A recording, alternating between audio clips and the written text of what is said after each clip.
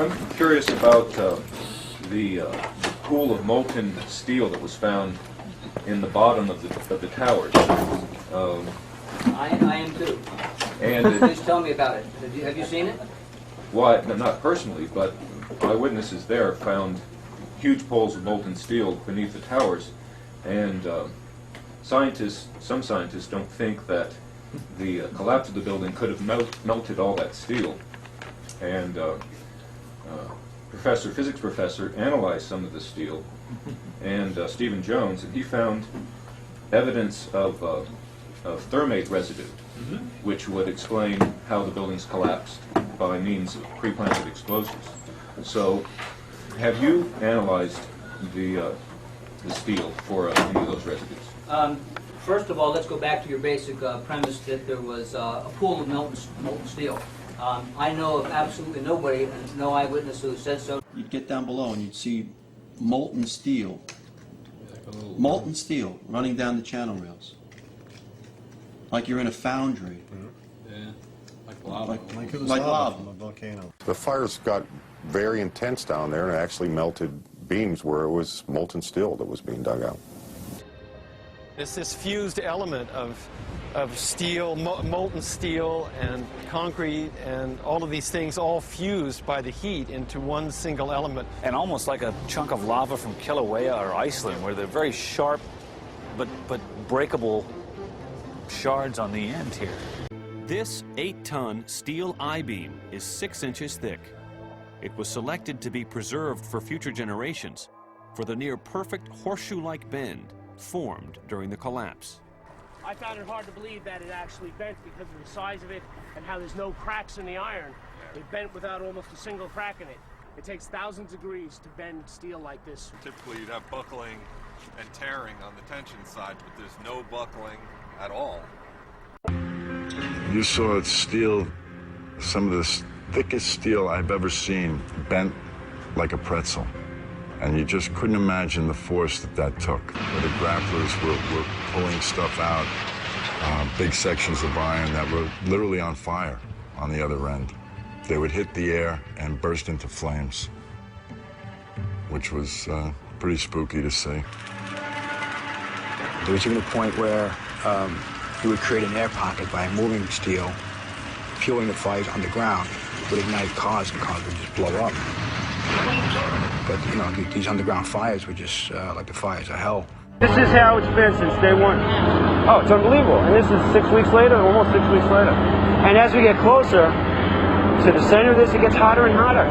It's probably 1,500 degrees. We've had some small windows into what we thought was a core at some point, and it looked like an oven, you know. It was just roaring inside. And it was just a bright reddish-orange color. See that stuff he's pulling out? What was that, Chief? We're gonna hold off on the water. See the stuff he's pulling out? Yeah. It's red hot. If we hit it too much steam, you won't be able to see what he's doing. Great. You see how this debris is still smoking? That's from the fires that are still burning. 8 weeks later, we still got fires burning. Every now and then, one of the pieces of equipment will dig in.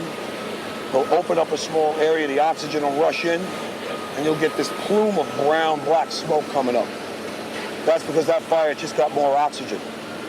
So, I mean, these things are burning. At one point, I think they were about 2,800 degrees. Underground, it was still so hot that molten metal dripped down the sides of a wall from Building 6. There were fires of 2,000 degrees Fahrenheit below the ground. And all of a sudden, he comes out of this little tunnel screaming, "Wait till you see what I found." And he pulls in ministers and officials, and there, this cross is fully extended, melted together with the intense heat. The two beams were never initially part of the same structure. Heat literally melted them together. And the piece of metal that's draped over was molten metal that had literally fallen over one of the arms.